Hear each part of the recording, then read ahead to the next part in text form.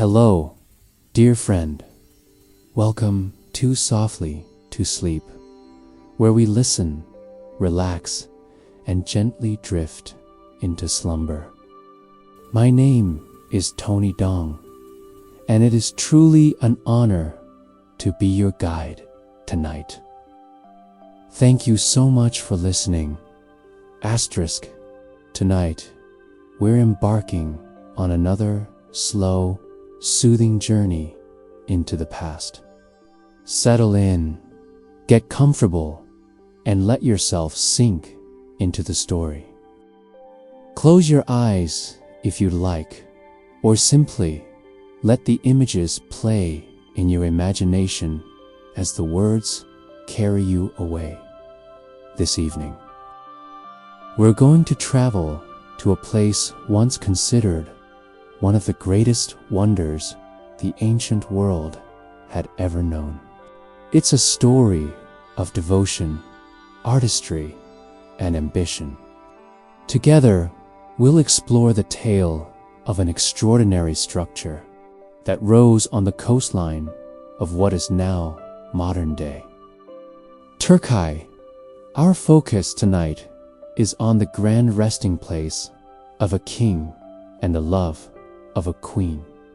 It's a monument so inspiring that its very name became a word we still use today for any monumental tomb. Though long gone, the legacy of this breathtaking structure still lingers in history, architecture, and imagination. But before we dive in, let's take a moment to relax. Let your body settle wherever you're resting right now. Take a deep breath in through your nose, then slowly let it out through your mouth. Feel your shoulders release a little more with each exhale. Now, picture your thoughts as clouds passing through a wide, open sky. They drift in, float past, and then move on, leaving you calm and at peace. Notice your body and the subtle sensations, the air on your skin, the rhythm of your breathing. And then bring your attention gently to the rise and fall of each breath. Deep, slow, steady. With every breath, imagine yourself stepping further into a calmer, quieter space. Good.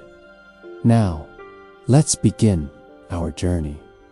Imagine yourself standing on the edge of a shoreline. The waves of the Aegean Sea lap gently against the sand. The air smells fresh and salty, like the sea carries with it both energy and peace. You close your eyes and let the cool breeze brush across your skin, carrying hints of warmth from the morning sun. When you open your eyes, the horizon spreads before you. The sea is a brilliant shade of blue, deep and endless, glimmering with a light of the sun. Rays sparkle like tiny diamonds scattered across the surface. Some merge into a broad streak of white light stretching over the water, making the sea appear otherworldly, almost magical. Above, the sky is soft with streaks of white clouds. They're illuminated by the sun, glowing against patches of pale blue. The scene feels like something out of a painting, brushstrokes of gentle pastels blending together.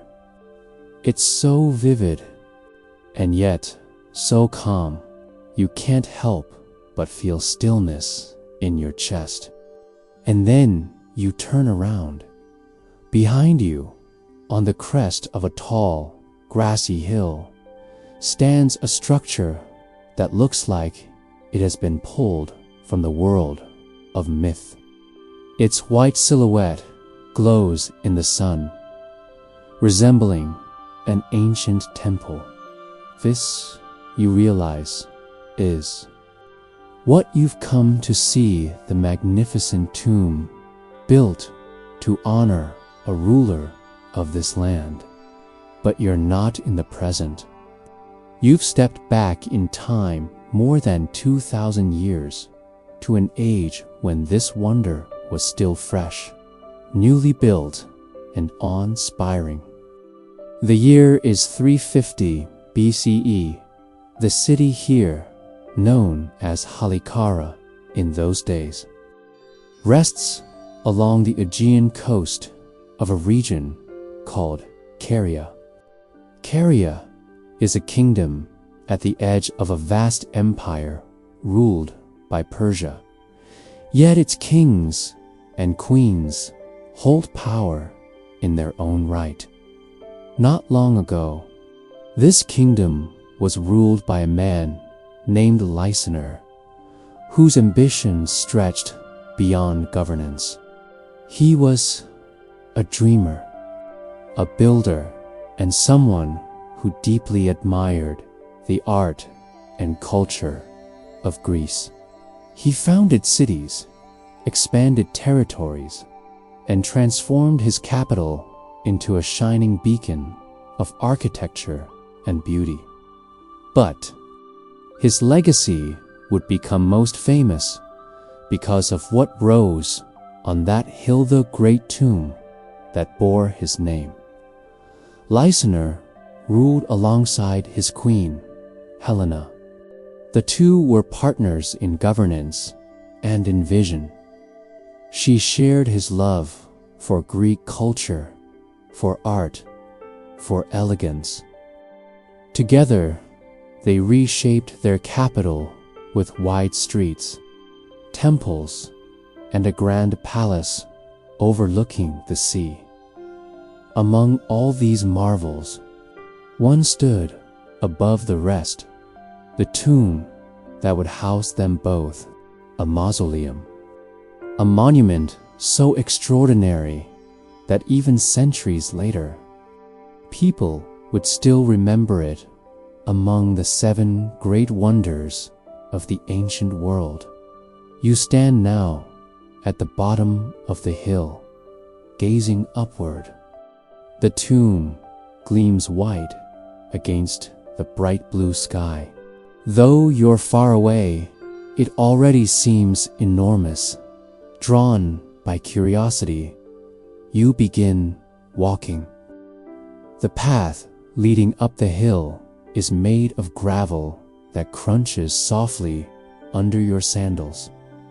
A breeze flows across the grass, carrying with it the rustle of corn stalks swaying gently in the fields around you. Birds sing from the branches of nearby trees, their calls blending with the rhythmic hush of the sea below. The tunic you're wearing moves lightly in the breeze. It's simple but elegant, and you notice how the air cools your skin as you walk slowly upward. Each step is deliberate, unhurried, as though the landscape itself is guiding you toward the marvel above. Now and then, you pass small stone houses with terracotta roofs, fields dotted with trees, and patches of wildflowers. The people here go about their day calmly, their voices distant and soft. It feels dreamlike, as though the world itself is slowing to allow you to take everything in. As you climb higher, more of the tomb is revealed. Its white marble shines in the light, and its size becomes clearer. It towers above the city below, overlooking the capital and the sparkling sea beyond. You pause near the top of the hill and glance back. The view is breathtaking. The fields spread in neat lines of green. The city sprawls in its orderly grid, and beyond it, the endless Aegean sparkles in hues of blue and white. The salty scent of the sea still fills your lungs, even here, high above the shore.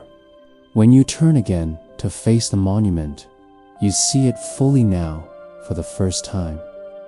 The mausoleum rises tall and proud on its podium of polished stone.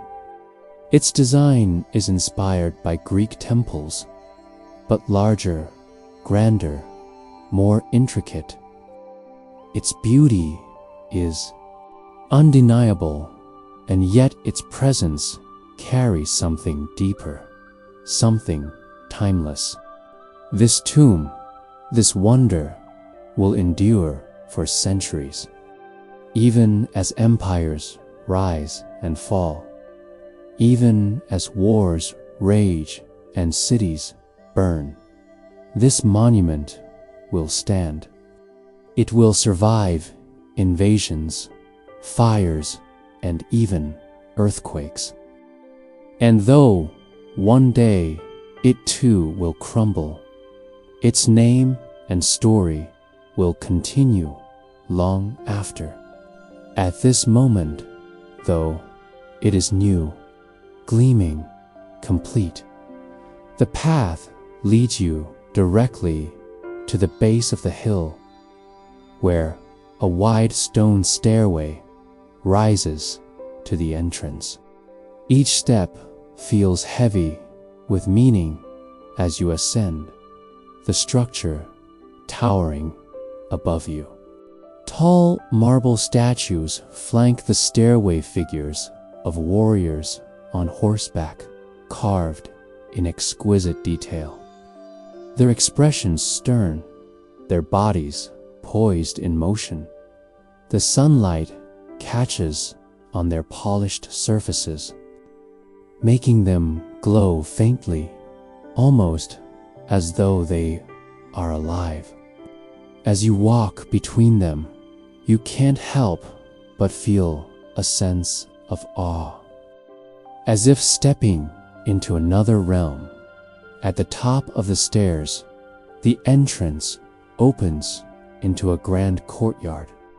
The floor beneath your feet is stone, patterned with intricate mosaics that glimmer in the light. The courtyard is vast, as large as a city square, and every inch is bathed in the warm glow of the sun. And there, at the center, stands the mausoleum itself. From where you stand, it doesn't resemble a tomb at all. It looks like a grand temple, towering nearly 50 meters high. The podium is decorated with carvings of figures and scenes, each one alive with detail. Above the podium rises the main chamber, surrounded by 36 towering pillars. Between the pillars stand painted statues of men and women in flowing robes, their colors vivid against the white marble. Above the pillars, a sculpted frieze runs along the walls, depicting animals carved in relief. And crowning it all is a stepped roof, rising like a pyramid to a platform where grand sculpture rests, a chariot drawn by 4 powerful horses, with 2 regal figures standing tall within it. It is breathtaking, a vision of art, devotion, and human achievement. You pause for a long while at the edge of the courtyard, letting your eyes travel across every detail. The scale is overwhelming, and yet the beauty makes it feel light, graceful, alive. And as you stand there, you can't help but wonder about the people who dreamed it, designed it, and built it, about the love that inspired it, about the legacy it would leave, echoing far beyond the city and the sea, lasting into our own time. Here, in the courtyard, surrounded by light and stone, your journey into the story of this wonder truly begins. You take a deep breath, stepping closer toward the heart of the courtyard. The vast stone surface feels cool beneath your sandals. Each footstep echoes softly, a gentle reminder of the silence that hangs heavy in the air. Though there are people moving around, priests, architects, workers, they keep their voices hushed, as if the very presence of the mausoleum demands reverence. Ahead, the towering structure rises even higher. From this closer view, you notice the intricate carvings that line the base. The podium, massive and wide, is wrapped in reliefs that tell stories. Each stone seems alive with motion, as though frozen moments of history were captured and pressed into marble. One scene shows horsemen charging into battle, their spears thrust forward, their cloaks flying in the wind. Another shows wrestlers grappling, muscles taut, faces locked in fierce expressions. There are depictions of gods and humans intertwined in struggle, of lions leaping upon prey, of mythical beasts snarling with eternal ferocity. The detail is so fine you can see the folds of fabric, the strands of hair, even the veins on the arms of the sculpted figures. It feels as though you are walking alongside history itself, with the art whispering its stories directly to you. You imagine the artisans who carved them, craftsmen brought from distant lands. They worked under the blazing sun, tools ringing against stone, guided by visions of grandeur.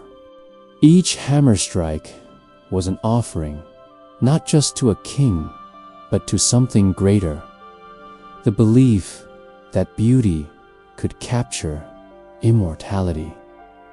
You circle slowly, taking in every panel, every story carved into the marble. The frieze seems endless, wrapping around the base in a seamless flow of myth and history. The figures feel alive, as though in another moment they might step out from the stone and continue their battles, their dances, their hunts. Eventually, you arrive at the wide steps that lead upward. A group of robed attendants stands nearby, their garments white and flowing. They bow their heads slightly as you ascend, their presence quiet, respectful at the top of the steps. You enter the shadow of the columns. The sheer size of them overwhelms you.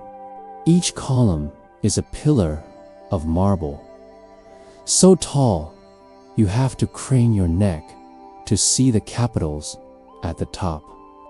The sunlight filters between them, casting striped patterns across the stone floor. Between the columns, statues stand in silent watch. They are larger than life, their painted robes once vivid with colored deep blues, radiant reds, shining gold. Though the years will fade those hues, in this moment they glow brightly, the pigments reflecting the light of the sun. The figures represent gods, heroes, and perhaps even members of the royal family themselves, immortalized in stone.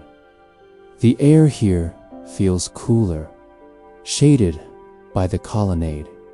It carries with it the faint scent of incense drifting softly from within. The atmosphere is heavy with solemnity, as though the entire structure is alive, aware of the purpose it serves. At the heart of it all lies the burial chamber. You move carefully toward it, the sound of your footsteps hushed against the smooth stone floor.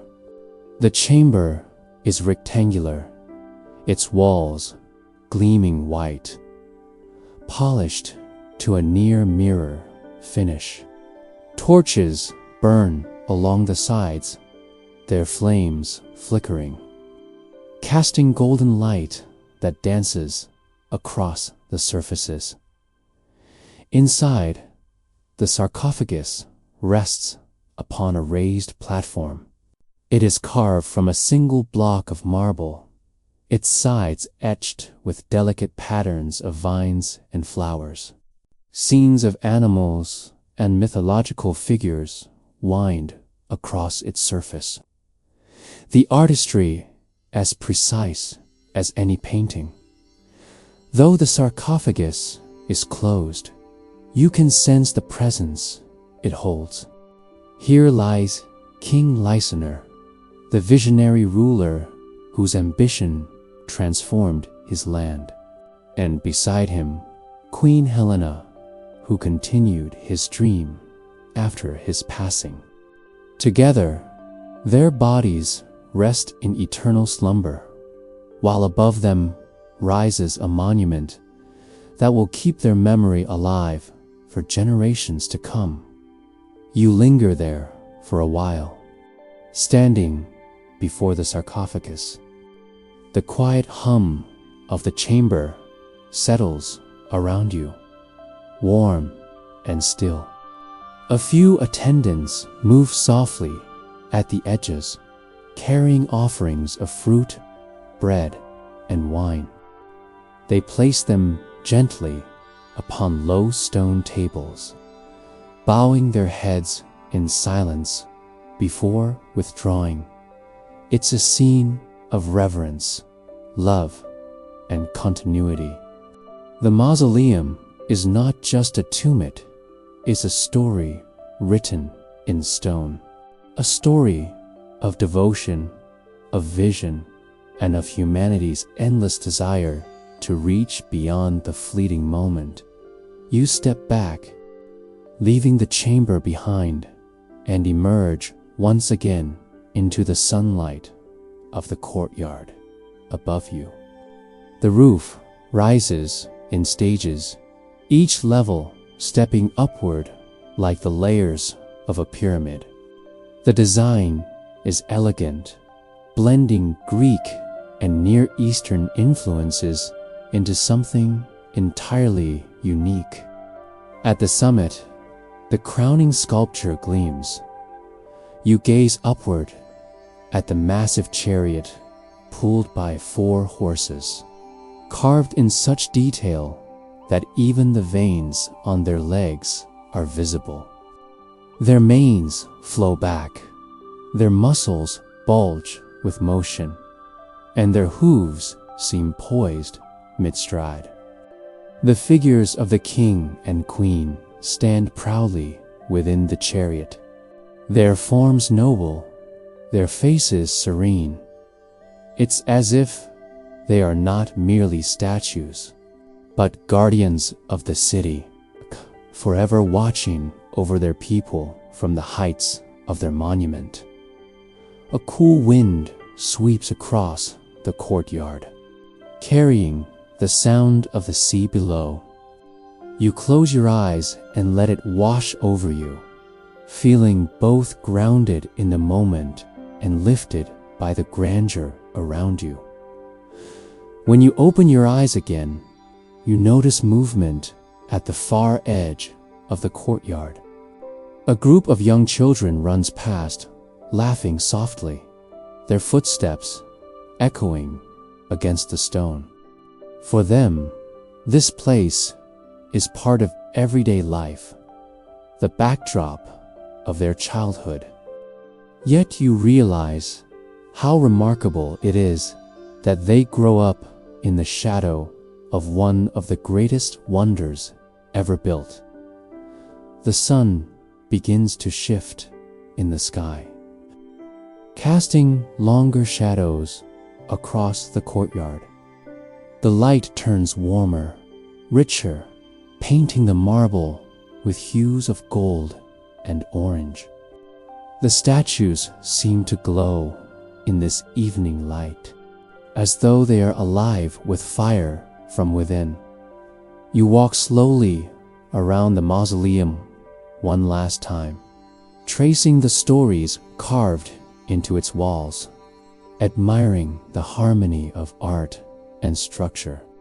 Every detail seems to speak of permanence, of endurance, and yet, in the back of your mind, you know the truth. Nothing lasts forever. This monument, as strong and beautiful as it is, will one day fall. Centuries from now, earthquakes will shatter its pillars, invaders will scatter its stones, and time will bury its memory. But in this moment, standing here, you can feel why it mattered so much, why it was remembered, why it was loved. For what is a wonder, if not something that touches both the eye and the soul? As the sun dips lower, painting the horizon in pinks and purples, you turn back toward the city. The streets below glow warmly in the evening light. The sea sparkles with the colors of sunset, and the mausoleum stands tall above it all, its silhouette etched forever in memory. Your journey tonight is far from over. Ahead lies not just the story of the monument itself, but the story of the lives behind it, the rulers, the architects, the artists, and the dreamers who shaped this wonder of the ancient world.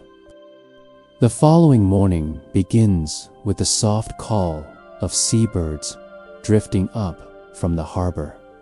You rise early, stepping outside into the crisp air, and the mausoleum looms in the distance, bathed in golden light.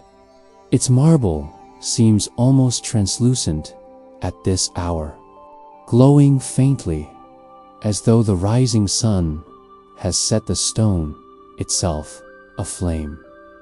You make your way back up the slope, passing through narrow streets where vendors are setting up stalls. The scent of freshly baked bread mixes with the salty air, and the sound of hammers striking metal echoes from a blacksmith's forge. Life in the city pulses all around you, vibrant and unending, yet always beneath the shadow of the great monument above as you climb. Her husband, King Lysander, dreamed of glory, but it was Helena's devotion that ensured the mausoleum would rise after his death. She did not see the monument as mere vanity. To her, it was a sacred duty, an offering of love that would carry his memory beyond time itself. In your mind, you picture her, a queen seated upon a marble bench, dressed in flowing robes of deep purple, her dark hair pinned with golden clasps. Her eyes carry both sorrow and strength. Around her, advisors argue about design, cost, and labor.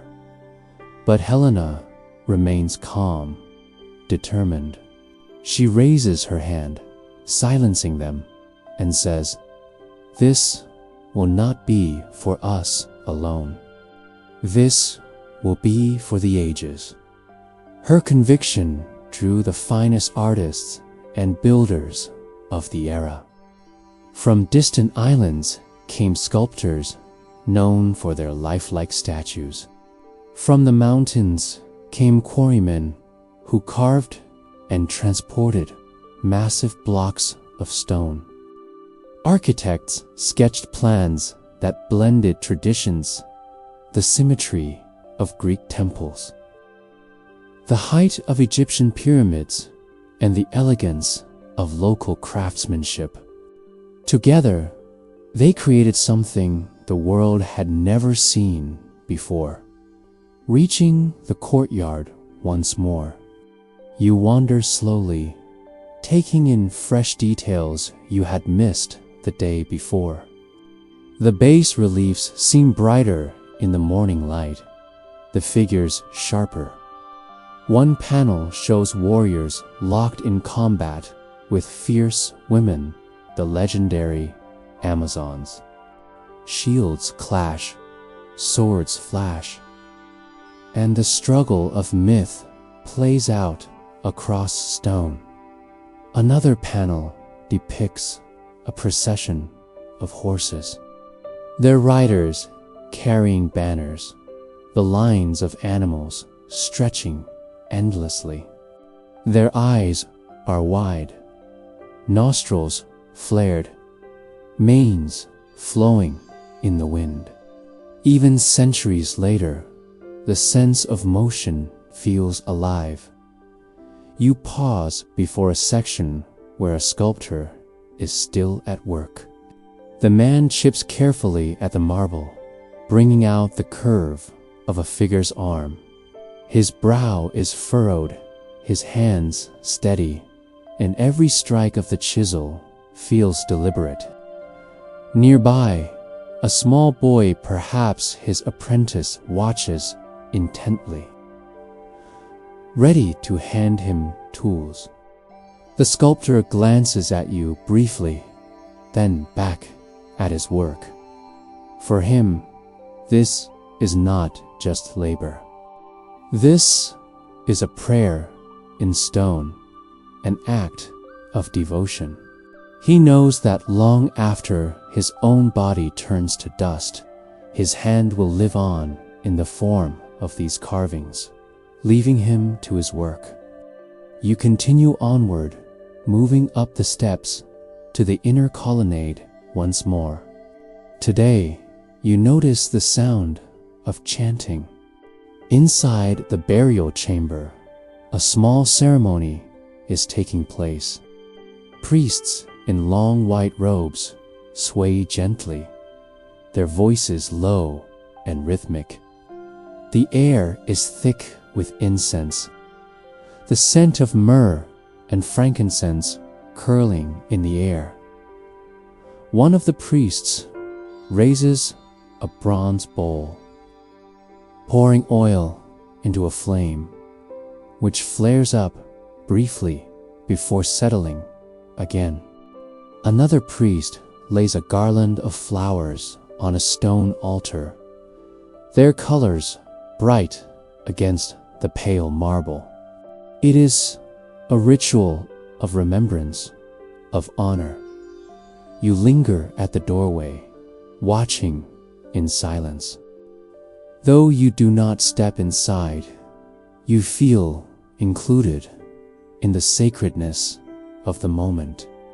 The chamber, the sarcophagus, the offerings, all of it is a bridge between the living and the dead.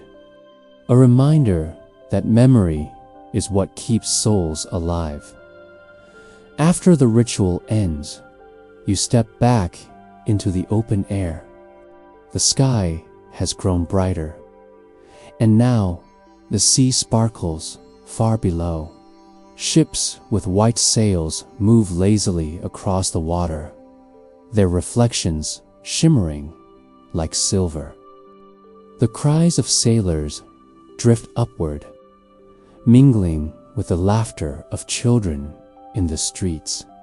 Turning back, you admire the mausoleum once more, this time from a different angle. The columns frame the horizon, and the statues above seem to gaze out toward eternity. At the very top, the chariot of stone remains as commanding as ever, its horses frozen in their eternal gallop, the king and queen riding forever into the heavens. For a long while, you simply stand there, letting the grandeur of it all sink in. You imagine visitors from distant lands, merchants, scholars, travelers arriving here centuries from now. They will walk the same steps, marvel at the same sculptures, and feel the same awe you feel now. And long after the stones themselves fall, stories will keep the monument alive.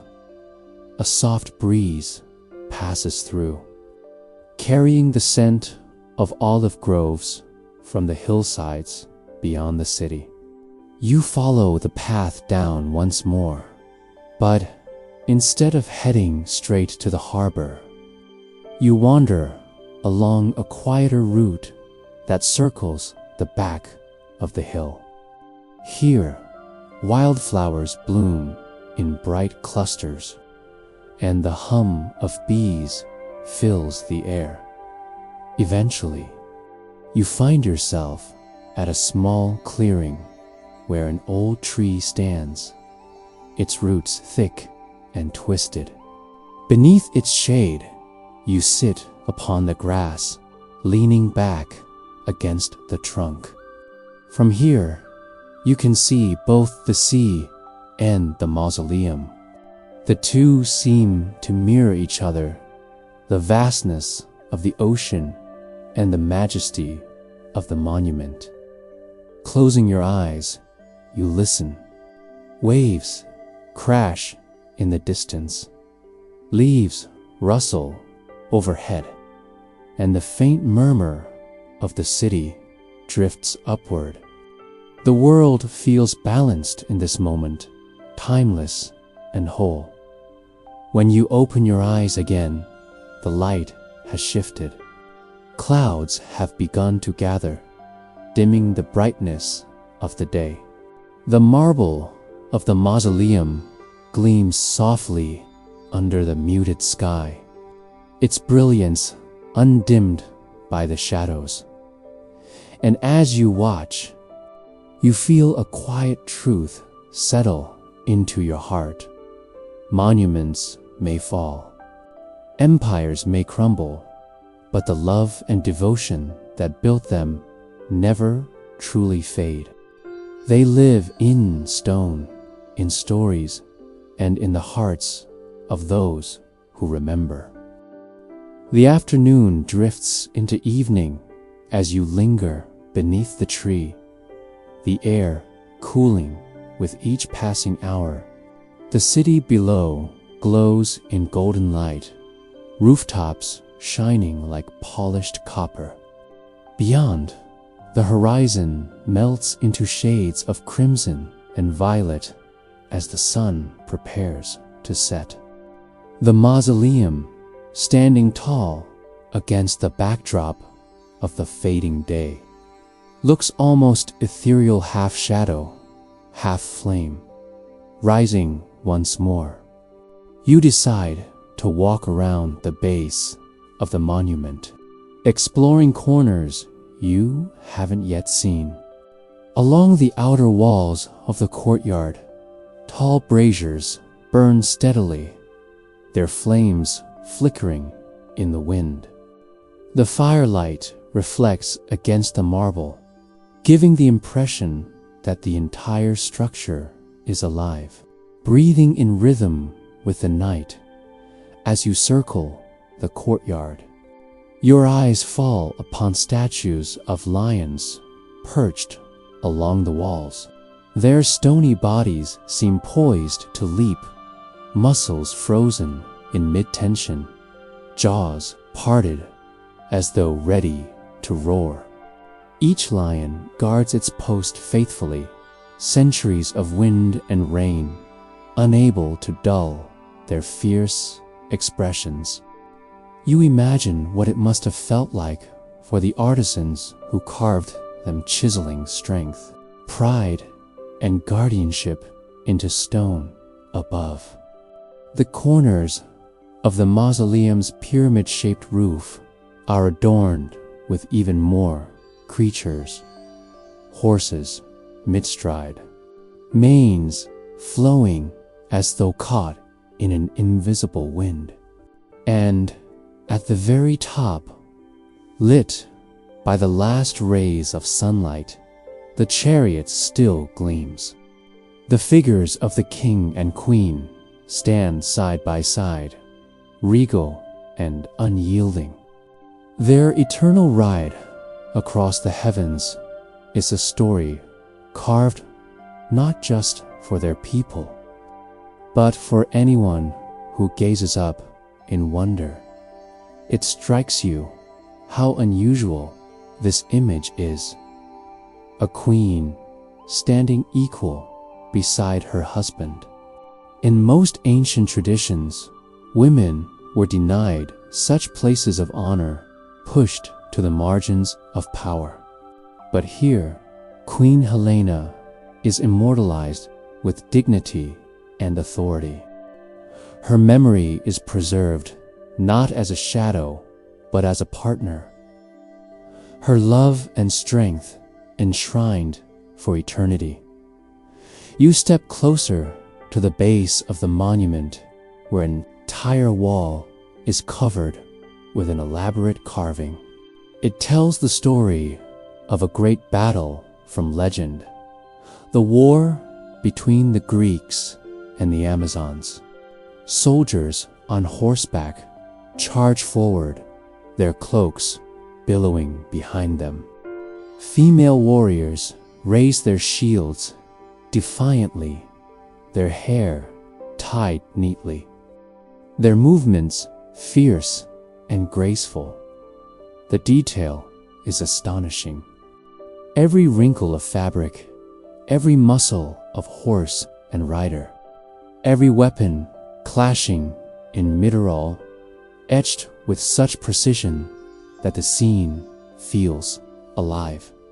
As you trace your eyes across the stone, you can almost hear the roar of battle, the cries of victory and defeat. At the corners of the podium, larger-than-life statues of horses rise up, rearing on their hind legs. Warriors hold their swords high, ready for combat. Their armor gleams faintly in the firelight, their poses exuding courage and defiance. These statues do not just honor the dead, they celebrate the living spirit of struggle, triumph, and resilience. And then your gaze falls upon something quieter, almost hidden. A sealed doorway at the base of the monument. Once, this would have been the entrance to the inner chamber. Now it is closed with heavy stone, as though guarding secrets too sacred to disturb.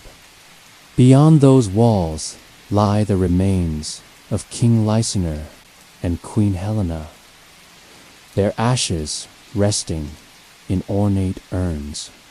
With them lies a relic of unimaginable value, the jar of Darius, said to have been gifted by a great Persian ruler to Helena's ancestor. The vessel, carved from translucent stone, carries not just the name of an emperor, but the weight of history itself. You place your hand gently on the cool marble of the sealed doorway. For a brief moment, you imagine a hum beneath your fingertips, as though the stone itself holds memory of rituals, of centuries of devotion. You breathe deeply, sensing the intertwining of past and present, of human love and human legacy. Stepping back, you take one last look at the mausoleum in its entirety. From the grand podium and the towering columns to the statues, friezes, and the chariot above, every part tells a story of ambition, artistry, and enduring affection. It is not simply a tomb, it is a message written in stone, a promise that memory survives even when lives end. As the light fades, you make your way down the hill. The fires in the courtyard burn brighter against the darkening sky. At the entrance, you pass once more the man in his white robe, tending to the flames with quiet devotion. He meets your eyes, offers a small nod, and returns to his task. His movements are deliberate, almost ceremonial, as though each flame he stirs is part of keeping the monument alive, leaving the courtyard behind. You follow the path until you find yourself beneath the same tree as before.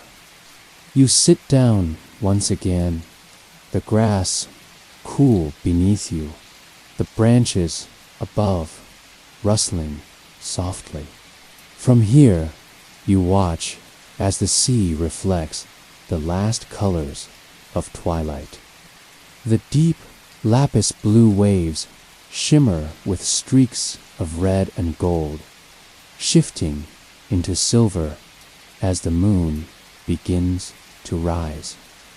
You close your eyes, letting the sense of salt and earth fill your senses. The distant murmur of the city fades.